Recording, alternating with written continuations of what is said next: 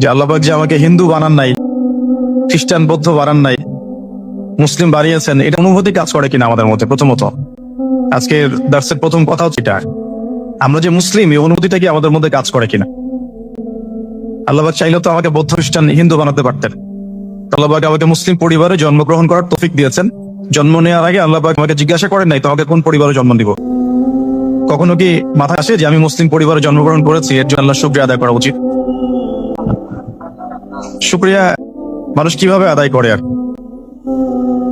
আপনি যদি কোনো ব্যক্তির জন্য বা আপনার স্ত্রী সন্তান আহাল পরিবার মা বাবার জন্য সারা জীবন পরিশ্রম করেন, এই যে আপনারা পড়াশোনা করছেন, চাকরি বাকরি করবেন, কামাই রোজগার করে স্ত্রীদেরকে খাওয়াবেন, এরপরে যখন স্ত্রী কোনোদিন দেখবেন যে আপনার কৃতজ্ঞ হচ্ছে না, কথা শুনছে না, আনুগত্য করছে না, বা সন্তানের পিছনে এত খরচ করার পরেও, এত মেহনত করার পরেও সন্তান কথা শুনে না, তখন বোঝা যাবে কিছুটা যে অকৃতজ্ঞতা কাকে বলে।